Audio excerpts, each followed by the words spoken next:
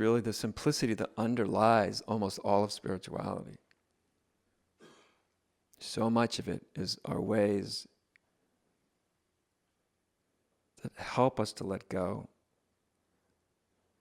Mostly just through seeing that holding on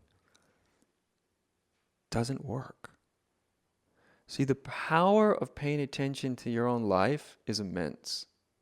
But usually when our life, we're very willing to pay attention when things are going just the way we like. Then we'll pay great attention. But when things don't feel good, we tend to stop paying attention. I mean, our attention is drawn to the pain or the sorrow. It's intrinsically drawn to it, but we are actually trying not to be drawn to it.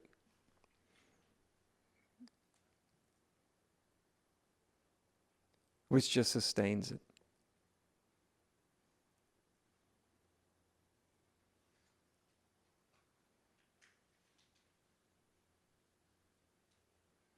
But you can see or get some, I hope, some sort of feel, even in your imagination,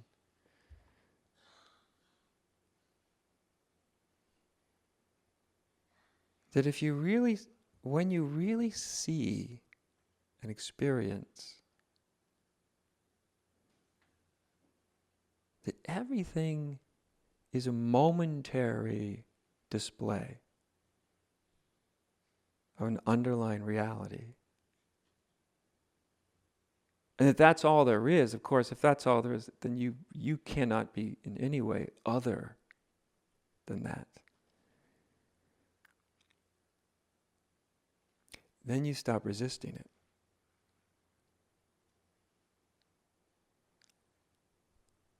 Because it's not other than you. It's not something you have to do battle with.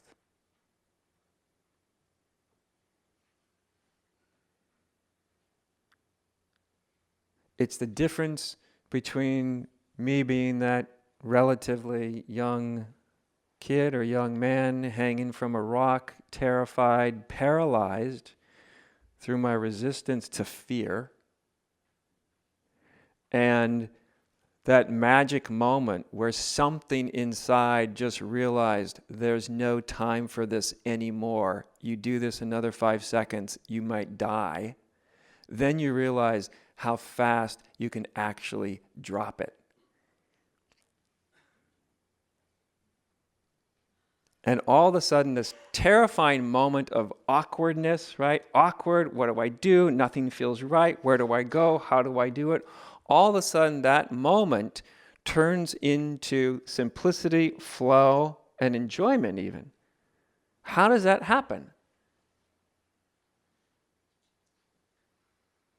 And that's just sort of a metaphor, right? That's not enlightenment or anything, but that's sort of a metaphor. That's kind of an example of going from fear, which is a kind of grasping or a kind of avoiding, usually both, to really letting go.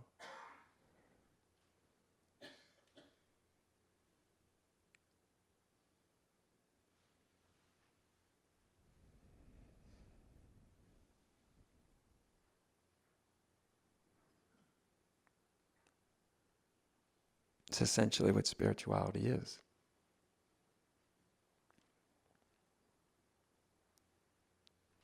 And by the way, some of you probably might have already got the feel for this, is when you let go, what it engenders when you, is not only freedom, but also, as one great Zen master said, Dogen, an absolute intimacy with the 10,000 things, which is unity.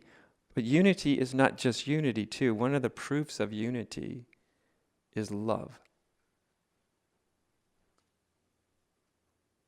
Because love also is one of those non-resistant states. Real love. You know?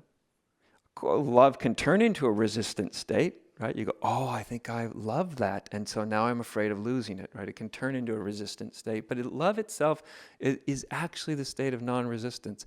When you fall completely out of resistance, then you fall in love.